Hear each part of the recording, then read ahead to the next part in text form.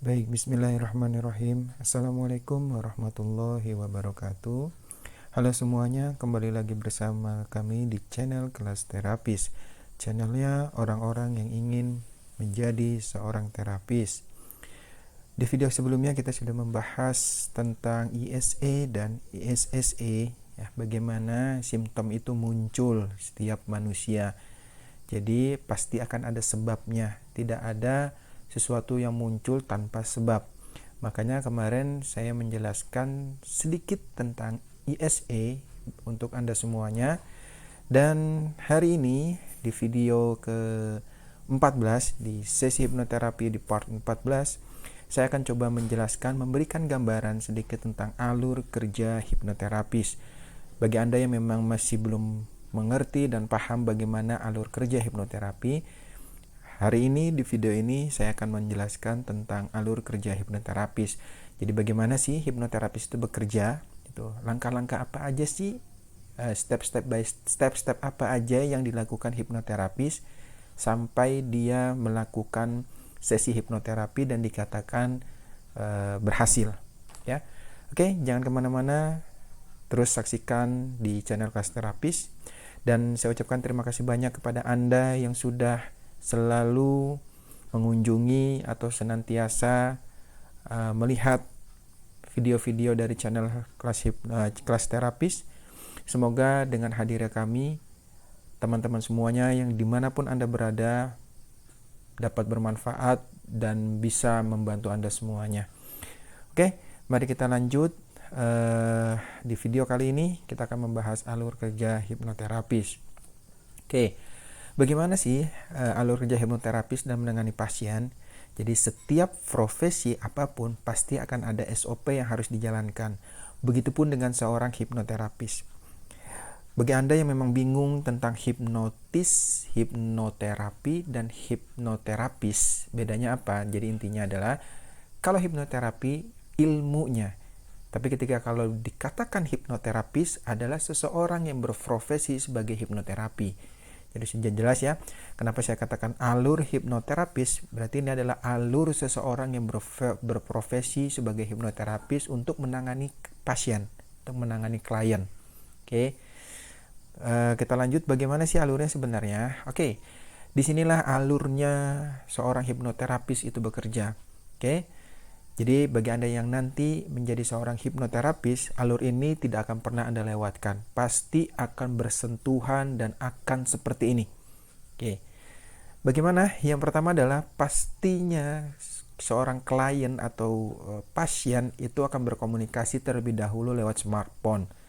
Dan Anda sebagai seorang hipnoterapis, Anda harus menanyakan terlebih dahulu sekilas tentang permasalahannya. Jadi Anda bertanya kepada klien, calon pasien Anda, Anda menanyakan kepada dia apa permasalahannya, dan katakan kepada pasien atau calon klien Anda untuk menjelaskan, memaparkan sekilas tentang permasalahannya. Oke. Ketika sudah menjelaskan permasalahannya, selanjutnya Anda buat jadwal untuk melakukan sesi hipnoterapi. Dan di sini biasanya seorang hipnoterapis itu pasti akan mencas terlebih dahulu, dengan mengatakan DP. Tujuannya apa? Supaya pasien atau klien tidak melakukan sesuatu hal yang sudah disepakati. Yang sudah disepakati. Yang selanjutnya adalah ketika sudah melakukan sesi hipnoterapi, sudah melakukan penjadwalan, maka yang berikutnya adalah pasien ataupun klien itu pasti akan datang kepada Anda dan biasanya mewawancarai terlebih dahulu. Sebagai contoh, misalkan Anda akan menanya, terus Anda akan mencari data. Jadi wawancara di sini adalah Anda mencari data, menyimpulkan apa permasalahannya untuk sementara, dan menentukan teknik terapi. Teknik terapi apa yang memang digunakan. Oke. Yang selanjutnya adalah goals yang akan dicapai. Jadi di wawancara ini Anda harus mencari data sebanyak-banyaknya, menyimpulkan dari data yang didapat, menentukan teknik terapi dan goals yang akan dicapai. Yang selanjutnya adalah kontrak kerja. Maksud di sini kontrak kerja adalah Anda meminta kontrak kepada pasien atau klien bahwasanya sesi hipnoterapi ini akan berjalan 2-3 kali sesi agar bisa mendapatkan hasil yang maksimal. Oke.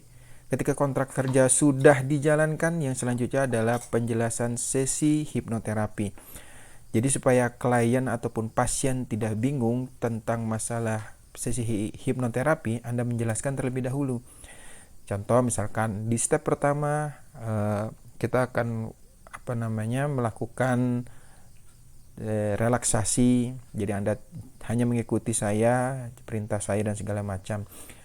Terus yang selanjutnya nanti saya akan memberikan teknik-teknik hipnoterapi kepada Anda. Anda tinggal mengikuti saja. Nah, seperti itulah intinya adalah Anda melakukan penjelasan sesi hipnoterapi agar apa? Agar pasien tidak bingung apa yang Anda lakukan. Karena ketika Anda melakukan sesi hipnoterapi, ketika Anda melakukan penjelasan sesi hipnoterapi, ini juga membantu pasien atau klien agar cepat bisa bekerja sama dengan Anda. Nah, ketika semua itu sudah dilakukan, maka masuklah sesi hipnoterapi. Ingat sekali lagi, sesi hipnoterapi itu tergantung lamanya kepada pasien. Misalkan pasien itu permasalahannya cukup berat. Oke. Nah, biasanya kalau misalkan sudah permasalahannya cukup rumit, sesi hipnoterapi itu bisa 46 menit sampai 2 jam lamanya dalam satu sesi. Itu tergantung dari Anda dengan pasiennya, dengan kliennya.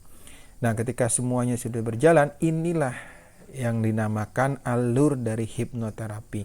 Biasanya ketika sesi hipnoterapi selesai, seorang terapis akan menguji coba tentang kesuksesan dari sesi hipnoterapi itu sendiri.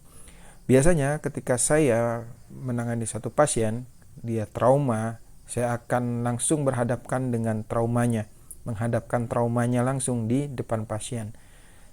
Kenapa? Menguji coba tentang teknik yang sudah dilakukan kepada pasien.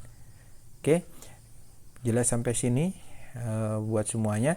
Jadi ini adalah bagaimana alur hipnoterapis dalam menangani pasien. Dan Anda ketika Anda ingin menjadi seorang hipnoterapis pasti akan melakukan 6 poin ini. Ya, pasti akan melakukan ini. Dan yang paling ditekankan adalah mewawancarai. Karena apa? Disinilah Anda akan mencari data sebanyak-banyaknya, menyimpulkan permasalahan daripada klien, menentukan teknik terapi, dan menentukan goals yang akan dicapai.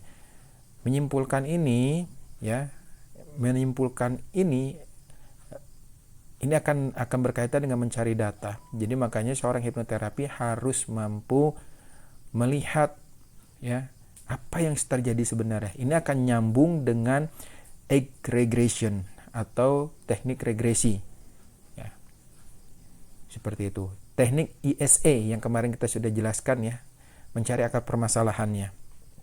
Nah, sampai sini jelas untuk semuanya. Jadi saya ucapkan terima kasih banyak.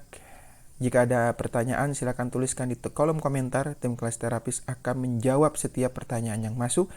Dengan catatan pertanyaan-pertanyaan yang masuk yang dijawab dengan tim kelas terapis adalah pertanyaan-pertanyaan yang linear dengan video yang ditontonnya.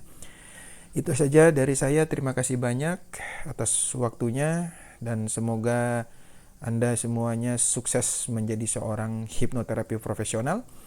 Saya akhiri. Wassalamualaikum warahmatullahi taala wabarakatuh.